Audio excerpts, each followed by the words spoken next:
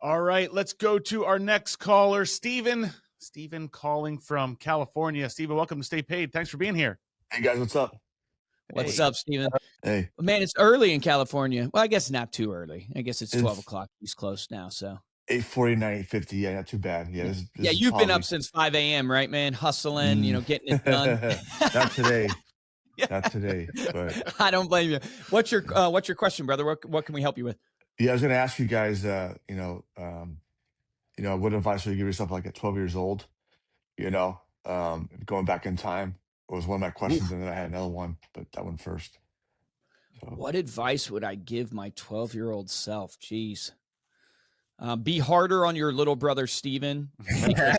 He's going to grow up to be weak. On me, man, we're growing up. I was not too hard on you, bro. Yeah. That's great. I don't know. It's hard to say. I think the advice I would give, I was homeschooled. I mean, Steven, you were homeschooled too. I was homeschooled all the way to college.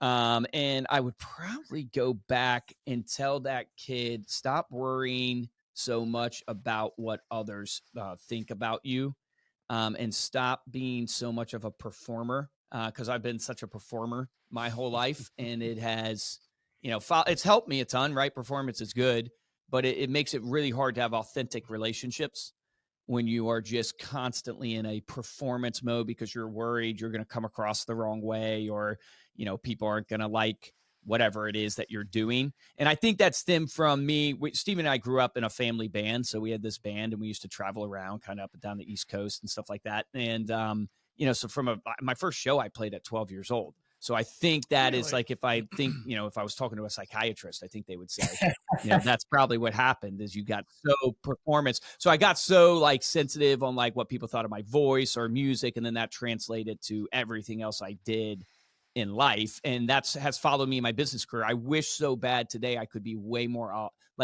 just raw.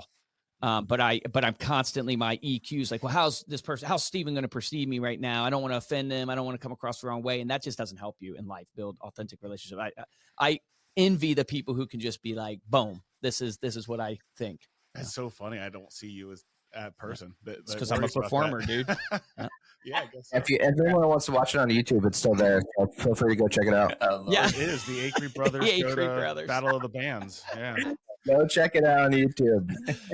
That's crazy. I would have told I would have similar, like, to not be so hard on yourself, but also like to get in situations where it's kind of like what I'm telling my daughter right now. She's 17. And so, and my son, because they're picking electives and they're trying to get into different things. I was like, get into situations where you have to, cause I was always a very, and still you guys can tell I don't talk as much on the podcast as everybody else does. I wish you would talk more. I would get in more situations where you'd have to present or sell or get into more groups, like learn how to relate, and build relationships and things like that. Because it's one of my weaknesses is I'm more of a thing-oriented person, not a people-oriented person. So I would have done that much earlier and tried to build that, because it's so hard to do that at 44 years old. It's much easier to do that, whenever you're still growing and learning. Yeah, that's good. Take more risk. That would be mine. Take more risk. Yeah, take more risks. Don't play this safe.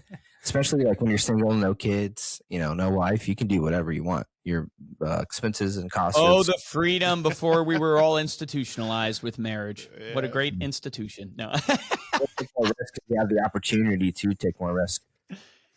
What about you, Steven?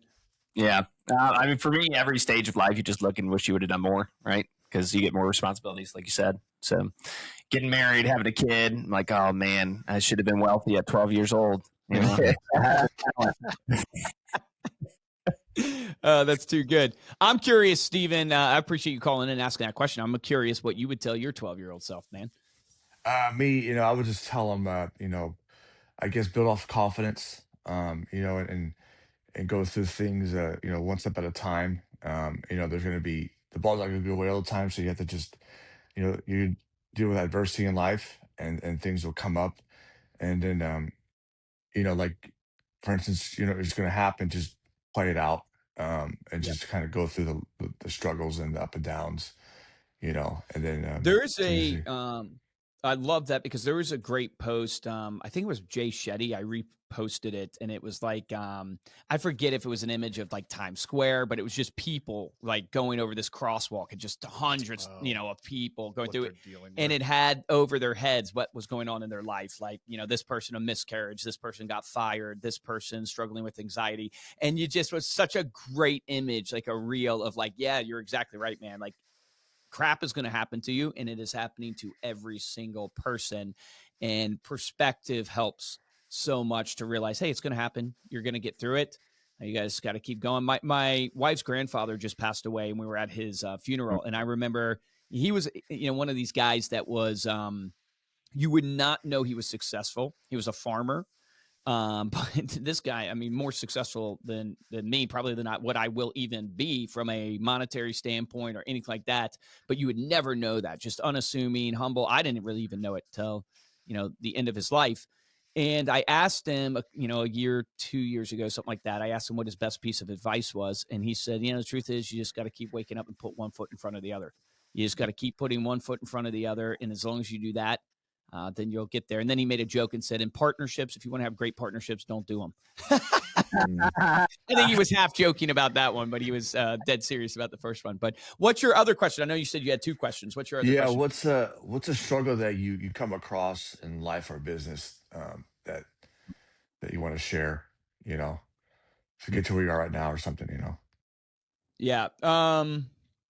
Struggle that we've come across in life and business. There have been so many. I'll take a different I'll take a different route on this one, because there's the obvious ones that we kind of just even touched on a little bit. But for me, it is you get out of life what you inspect, not what you expect. So you get out of life what you inspect, not what you expect. And you could take it a step further and go, you get out of life what you accept, not what you expect. And I have lived my life in a way where I have not inspected enough. And so you got to inspect, you got to be in the details. You've got to follow through, and you can't just hope people will do things. You must inspect that they actually did the thing. And the best thing you can do in your life, I think, is have somebody that is inspecting you. That is inspecting you on what you're setting your expectations to be, that will hold you accountable to it. And most of us, we go through our lives setting big goals and targets and doing all the goal setting, but we never actually focus on the actual thing that matters, which is, did you actually do the thing? Did you actually do the work that was required of you? And did that get inspected of the other people that you expected to do the work? And so that's where I would go with it. Yeah. And I think like you had alluded to this earlier, Luke, but like partnerships and relationships, those are the hardest things in life, but they're also the most fulfilling things. So for me in relationships, I'm a salesperson. I'm very energetic when I'm leading, but I've learned to be more direct with people on what I want out of life and being clear on that, but also being clear on getting out of them what they actually want in life, and making sure that those goals truly align. Because if goals don't truly align, you actually shouldn't, it's not that you shouldn't be in relationship with the person, but you shouldn't be in partnership with those people. You can be in relationship, but you shouldn't be in partnership. And I think it's just, for me, it's being direct on what I want, but also asking the right questions and pulling that out of people, pulling out what they truly, what their motivations are, what their desires are, and then not being unreal on connecting the dots of whether or not you can provide that to people. So before, it's like, for me in my business journey, it was like, I can accomplish anything I want in life. And I believe that's true, but there's only a certain amount of focus, time, capacity that we have.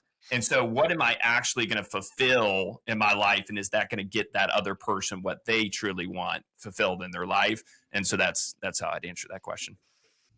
Josh, Cody, anybody else? Well, I said communication. I think that's the most challenging thing. It's like in both ways, like in terms of keeping communication open and frequent, but also in terms of the thing that I struggle with is people don't hear you when you say something the first time. Like, and you've said this multiple times, Luke, where it's like the burden of the communication is on the communicator, right? Yes. It's not the listener, the person. It's your job to present it in a way and in a frequency that is communicated and is heard. Mm. So that's something I'm always constantly working on. Yeah, Really good. I think mine would be the biggest struggle is to continue to try to find a talent because they change your world. Yeah. So that would be like the continual, but what that looks like is you've got to be good enough to deserve a talent to work with you. So that comes on you. And you're gonna have to go through C and B talent to get a talent. It's not just like a one-off. You're gonna get them.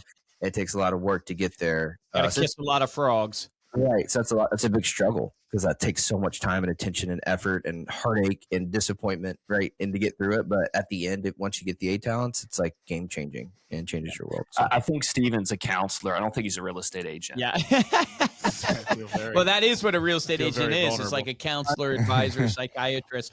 Steven, what's your business this year? Like how many? What's your goal? How many deals are you to your goal this year? I mean, I try to get between 12 to 10 a year. You know, get one a month Okay. or two or one every month. That's what I try to That's get. great.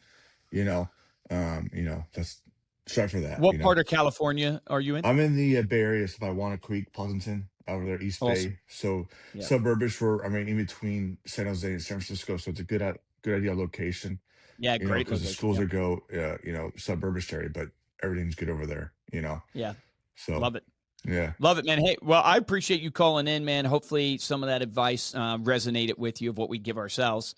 But yeah, I would encourage you, like, at the end of the day, you got to put one foot in front of the other, as my grandfather said, and just keep trucking. But anything else we can help you with?